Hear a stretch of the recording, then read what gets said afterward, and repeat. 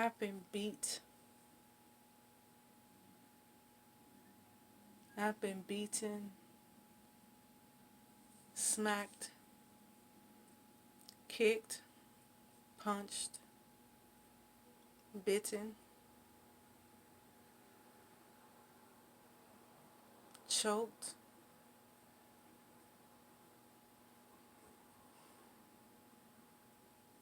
I've been abused. I've been abused for a lot of years.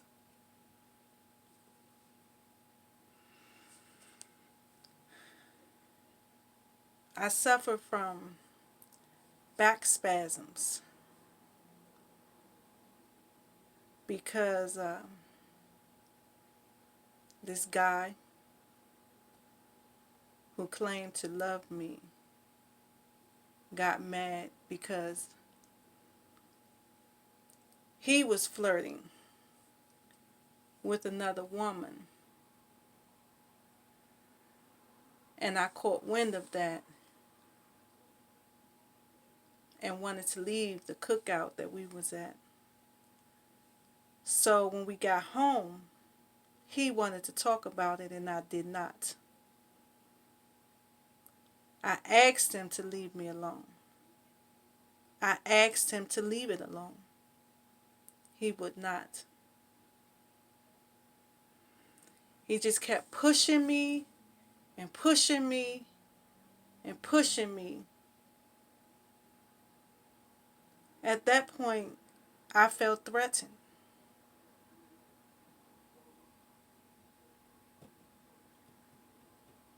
So I did what came naturally. I two-pieced him in the jaw. And before I could blink, he one-pieced me in the rib. The life flew out of me. I could not breathe. I immediately fell to the floor. I could not think. I could not speak. I could not move.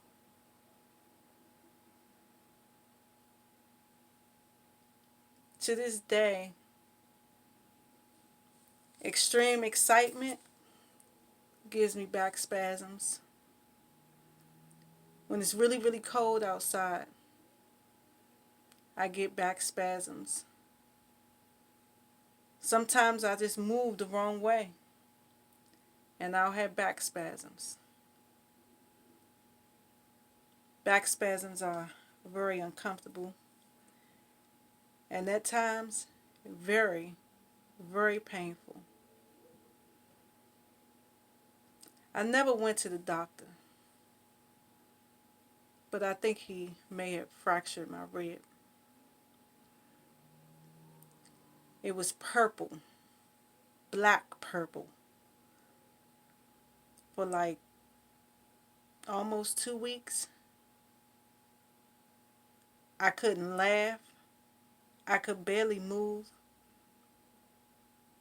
I could just lay in the bed and just the pain of it all would just overtake me. But it's funny because he was the nicest person after that. The nicest person after that. Anything you want. If you need anything, just let me know. I'm so sorry. If you need anything, just let me know.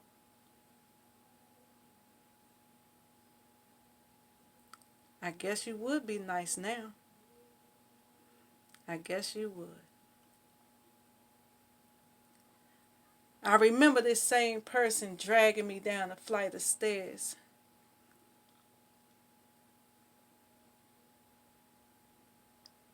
Putting his foot on my neck. Trying to put me out of his house because he got caught cheating.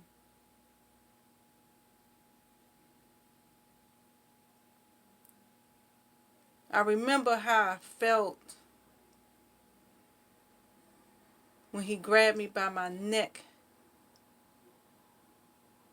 and pushed me against the wall, calling me all kinds of names because he got caught cheating. I remember the bloody lip. I remember the bruised eye. I remember the many bruises and scars that covered my body from that.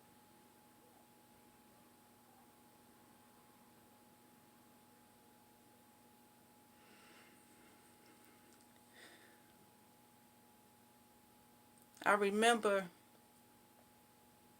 this guy.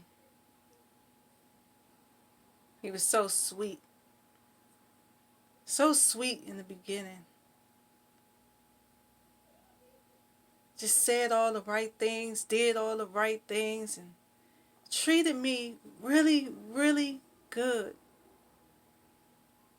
But there was something really, really wrong with him. And I couldn't see it. I couldn't see it. I didn't know.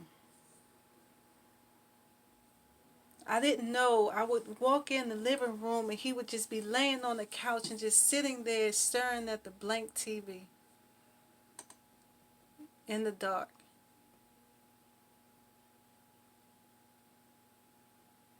What's wrong? Nothing. You're not my problem, I'm my problem, is what he used to tell me.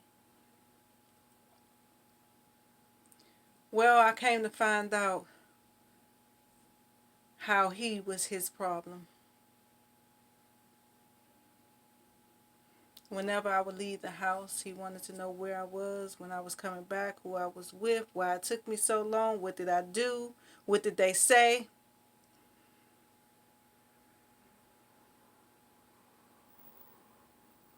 If anyone came over the house, I had to be in the room, locked in, could not come out. One day his friend came over. I was cooking. So I was between the room and the kitchen at this time, checking on my food and going back in the room. I guess that was my rightful place to be. And his friend kept looking at me.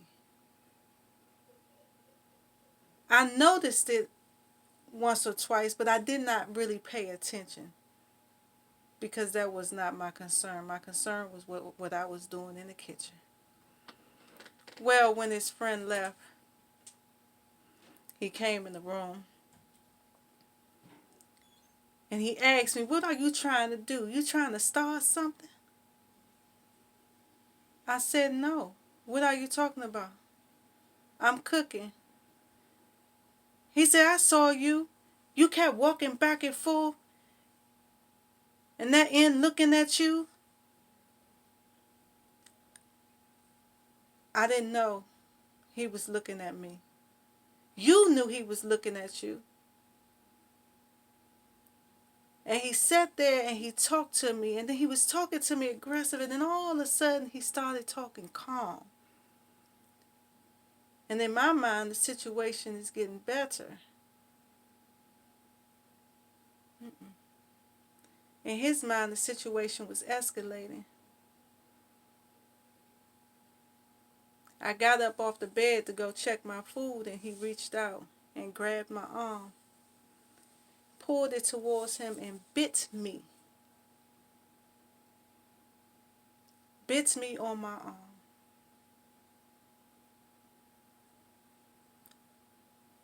That's what I made him do. That's what I made him do. That wasn't the first, nor would it be the last. He bit me on my leg. He bit me on my face. And the last time that he bit me, he bit me 3 times on my neck. He bit me on my cheek. He bit me on my hand. He bit me on my arm. He bit me on my thigh. The last time he bit me, he bit me so bad on my neck that I started to lose consciousness.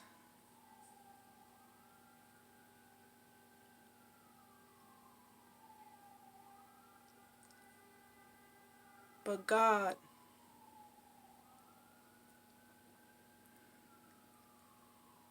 told me to fight. God told me to fight. Early on in the situation, he had gotten so upset with me because I wanted to leave him. Because I wanted to leave him, and he was not having that. So the first bite came when he bit me on my arm. And then he bit me on my hand. And once he bit me on my leg, I realized that I probably had to protect myself. So I went in the kitchen and got a knife, hoping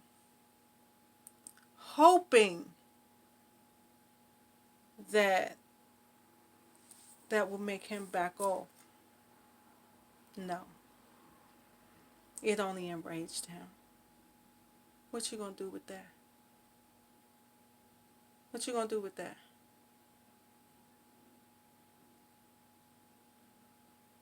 He came walking towards me in the kitchen. And I had this knife in my hand. He's not a fan of that. I guess in his mind, I'm not going to use it. Or maybe he just wished I would. So when he came towards me, I swung the knife, and the knife caught him on the top of his head. And the blood just ran down in front of his forehead. And he was like, "You cut me?" At that moment, the fear got real. Because I don't know you. I don't know what you're capable of.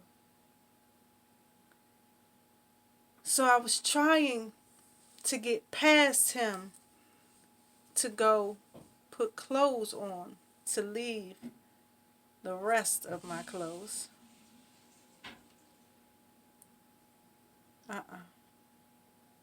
You're not going anywhere. He backed me into the bathroom. I tried to close the door. He bust in the bathroom door, pushed me in the tub, and as I tried to get out of the tub, he smacked me so hard that my nose hit the soap holder on the side of the tub and fractured my nose.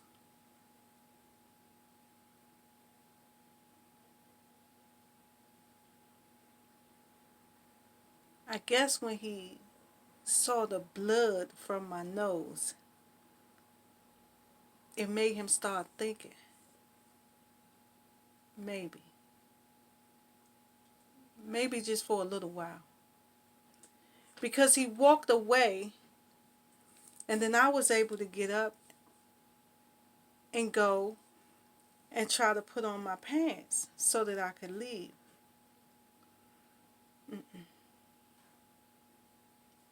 No.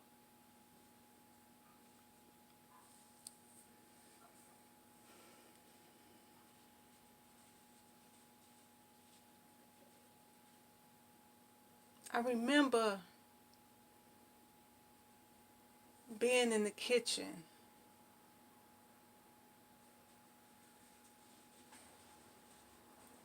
I remember him walking towards me so aggressively. Now I'm still holding this knife, but I'm afraid to use it. I'm afraid to use it. And I remember being backed all the way back to the back wall, against the back door. And I just remember him biting and biting and biting and biting and biting me. And I couldn't breathe. I couldn't think. I couldn't do anything. And God said, fight. Fight back. So the knife that I had, I started to try to poke him on the side to get him to stop.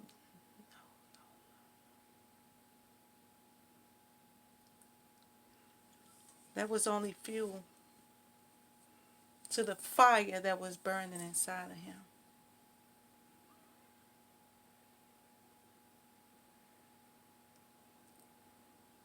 It seemed like an eternity.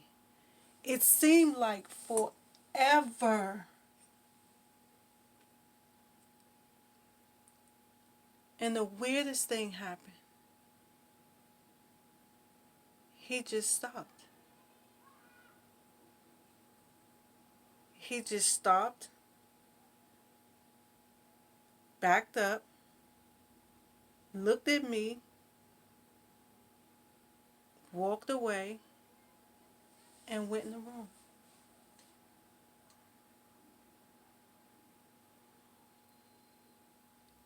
Initially, I fell down to the floor. And then that voice told me to get up and run. So I did. Half dressed. I went out of the apartment building and downstairs. Out of the apartment and downstairs, and lightly tapped on the neighbor's door. Praying that he would not hear me. Praying that he would not come down there. And he didn't. Someone opened the door. A guy. And he told his girlfriend to get me a sheet. And they allowed me to come in, wrapped me in a sheet, and called the ambulance and the police.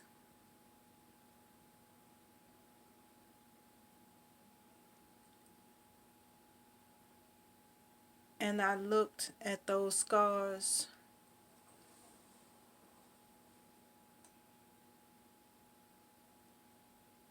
and I hated me. I hated me because I felt like I was to blame for not leaving sooner before it got to that point. I hated me because I thought about all the other men that has beat me, punched me, slapped me, drew blood, kicked me, choked me, and I couldn't for the life of me understand what was missing in me that I allowed this to happen.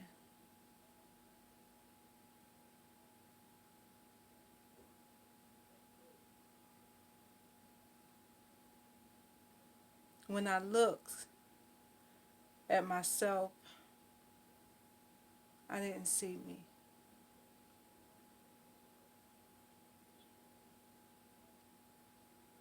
I don't know who I saw. I don't know what I saw. But what I saw in the mirror looking back at me, I despised.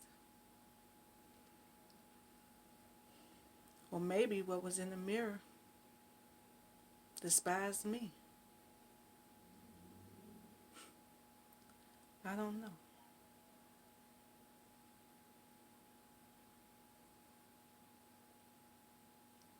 All I know is that I've been broken, abused, used.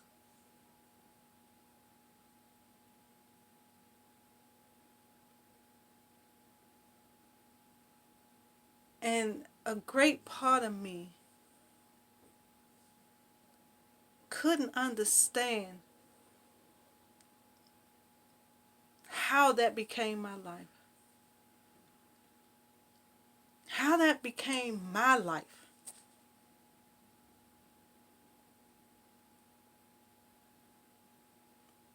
Why? Why?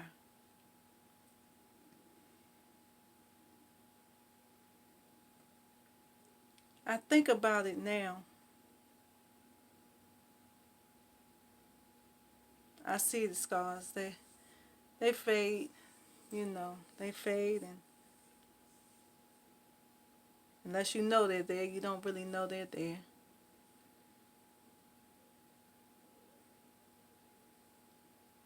I remember those times. I remember those times, and I let that be my motivation, my drive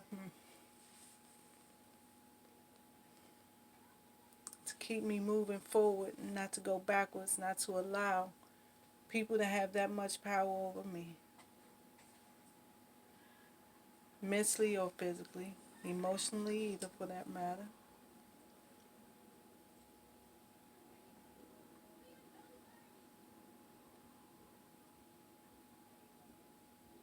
I've been everything. I've been your hoe, your slut, your bitch, your tramp. I've been everything bad but nothing good. Everything worthless but nothing useful.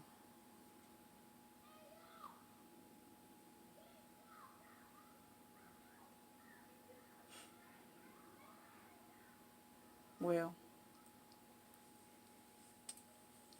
beauty is in the eye of the beholder, and I behold my beauty in a different light.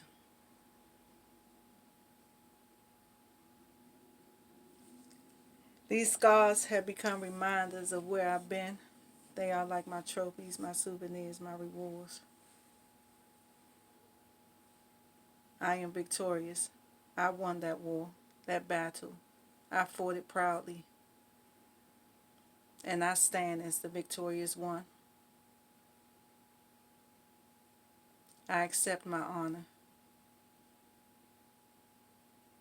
I take recognition for those things that I did not do so right, but I will not let it dictate my life. I accept responsibilities for the roles that I played and how I played them, for the people that I allowed in my life and how long I allowed them to stay. But I take back my right.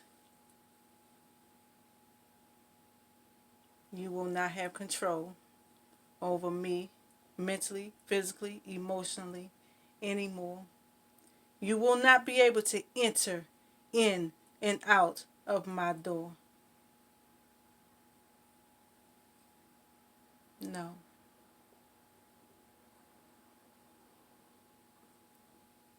I am reinforcing my castle.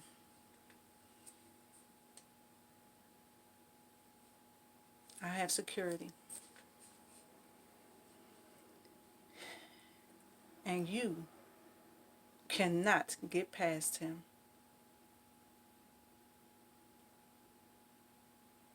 Because he is stronger than you and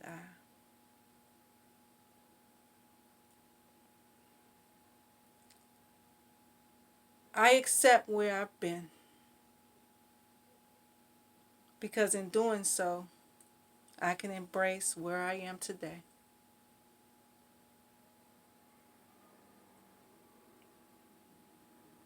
Do I sometimes get in my feelings? Do I sometimes fall back into my head? Yes, indeed, I do. I am human.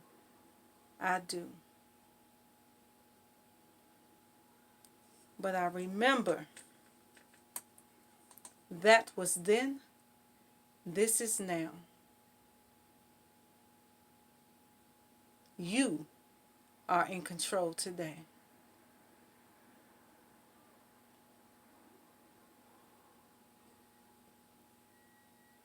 I will not allow the past to reign over me anymore, to hold me captive anymore, to keep me prisoner anymore. I will not allow it. I am breaking free. I am the queen of this castle. I say what goes.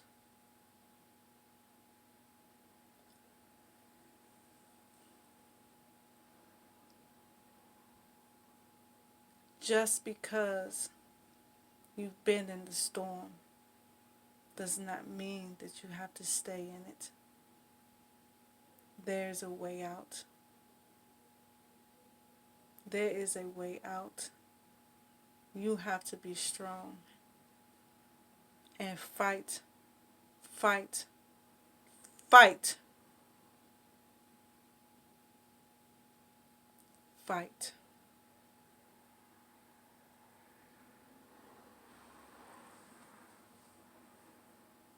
When you look at me, you may never know the scars that I walk with every day, mentally, physically, and emotionally. Every day. I refuse to give in. I will continue to fight each and every day. I will be the winner over me, not those people who try to end me.